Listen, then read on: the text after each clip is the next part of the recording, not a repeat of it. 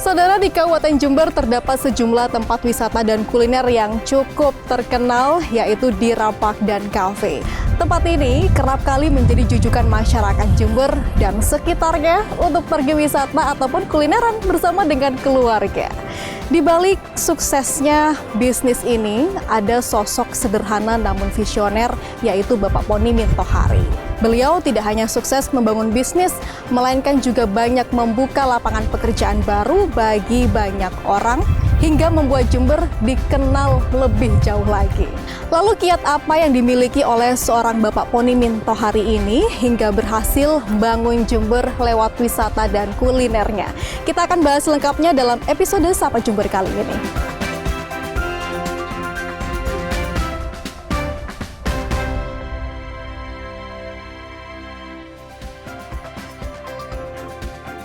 Pak Ponimin, Assalamualaikum. Waalaikumsalam. Apa kabar hari ini? Baik. Wah, ini terima kasih sudah disambut seperti ini dan tempatnya begitu nyaman ya, Pak ya? Ya. Jadi temanya seperti ini. Iya, oke. Siap, terima kasih teman-teman Pak Ponimin. Sudah hadir di sini meluangkan waktu di tengah kesibukan pastinya ya, matur nuwun. Dan di saat ini, saudara, saya sudah berada di salah satu kafe Dira, tepatnya di Kecamatan Sumbersari. Dan Pak Ponimin, kafe baru ini diresmikan beberapa bulan yang lalu ya Pak ya? Ya. Di tanggal 25 September. Betul. Nah ini kafe keberapa sih Pak? Ini saya hitung dulu ya. Oh boleh. 1, 2, 3, 4, ke yang ke-14. Waduh banyak banget ya Pak ya, sudah Ya, ke-14 nih di Sumbersari ya Pak ya. Nah ini sudah mulai merambah ke daerah kota di Jember. Apa memang ada niat untuk membuka di luar kota setelah ini? Setelah ini planningnya memang ada, tapi saya utamakan yang ada di Kabupaten Jember dulu. Baik, boleh dikasih bocoran mau di mana dulu nih kalau di luar? Kalau yang sudah ngurus izinnya di Bondowoso. Wah, di Bondowoso? Iya, sudah. Baik. Nah, Pak Ponimin, ini yang menjadi unik dan khas begitu dari Cafe Dira adalah konsep pantainya. Ada kolam yang ala-ala kita sedang bersantai ya. Apalagi di yang cabang Sumbersari ini memang nuansanya tropis begitu dibuatnya.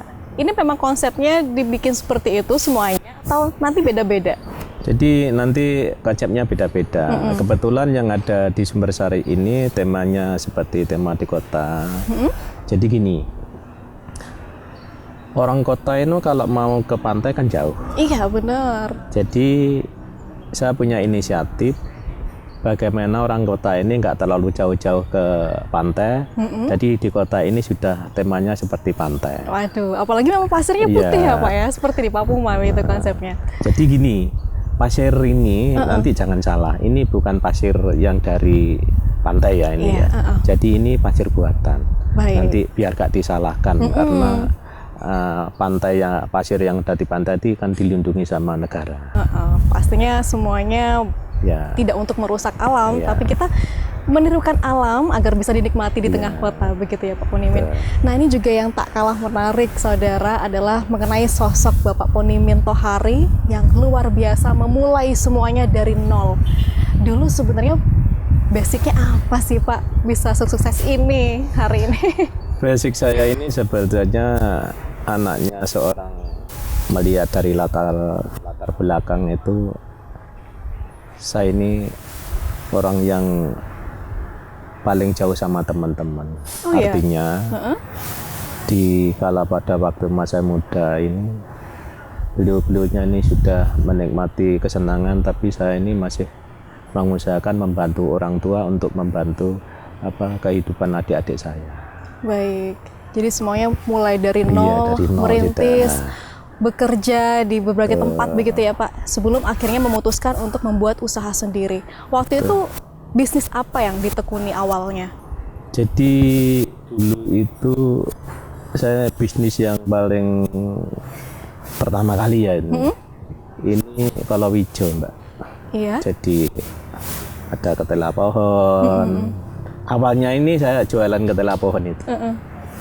Terus merambah ke kedelai, musim kedelai, kalau musim padi. Iya. Jadi awal ceritanya saya usaha ini jualan ketela pohon. Baik. Jadi memang dari komoditi pertanian yang kemudian dikemas, berkembang begitu akhirnya merambah ke wisata dan kuliner. Nah, untuk di Rapak dan Cafe ini awalnya di Kecamatan Ambulu begitu ya Pak betul. ya? Tahun berapa waktu itu? Jadi tahun 2009 saya bikin karena saya punya cucu itu ceritanya. Jadi punya cucu tiap hari ini mintanya ke kolam renang. Karena cucu saya ini nakal, Mbak. Jadi saya bikinkan kolam renang sendiri. Bikin sama patokoan yang ada di Desa Pondang itu.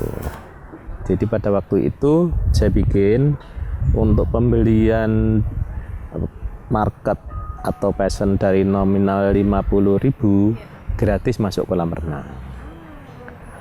Ternyata dengan perjalanan waktu terbalik, kok yang rame kolam renangnya. Gitu. Akhirnya dari situ diniati khusus untuk membangun sebuah destinasi wisata pemandian begitu ya Pak? Terus dengan perjalanan waktu berkembang penuh pengunjung yang dari luar kota dan sebagainya, akhirnya nggak muat saya bikinkan lagi indoor. Terus nggak muat saya bikinkan yang selatan jalan di Rapak. Baik, bertahap sampai akhirnya besar seperti itu. Kemudian meluaskan cabang begitu ya Pak ya di beberapa kecamatan di Kabupaten Jember.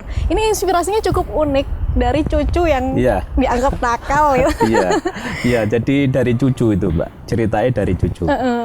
Nah Pak, ini yang juga tidak kalah menarik. Dira ini tidak hanya dikenal sebagai tempat wisata, namun juga kuliner. Dan ini terjangkau begitu loh. Memang yang dicari adalah pengunjung yang banyak dengan sajian yang beragam begitu atau seperti apa? Jadi gini, wisata di Jember ini kan beda sama wisata yang ada di Kabupaten Malang. Iya. Jadi segmennya memang beda Mbak. Betul. Jadi dulu itu awalnya kita ada jualan. Jadi jualan untuk kategori orang untuk kalangan yang ukurannya orang tuh mampu di Kabupaten Jember. Baik. Kan beda kita kalau ke Malang kan memang tujuan sudah ke Malang bawa uang nyanggu wisata. Kalau di Jember ini kan biasanya orang wisata ini kan sudah mau wisata malam itu sudah bikin masakan dan sebagainya. Pagi ini kan dibawa makan bersama di area kolam. Memang saya perbolehkan untuk makan di dalam biar keluarga ini senang sama anak-anaknya di dalam kolam renang wisata. Jadi tidak dibatasi semua harus dari dalam atau internal kafe ya produknya, tapi dari luar juga boleh. Itu yang mungkin Dira ini menjadi salah satu jujukan yang luar biasa begitu ya Pak ya. Iya, jadi di samping orang itu juga membawa bekal makan, Dira itu juga menyiapkan.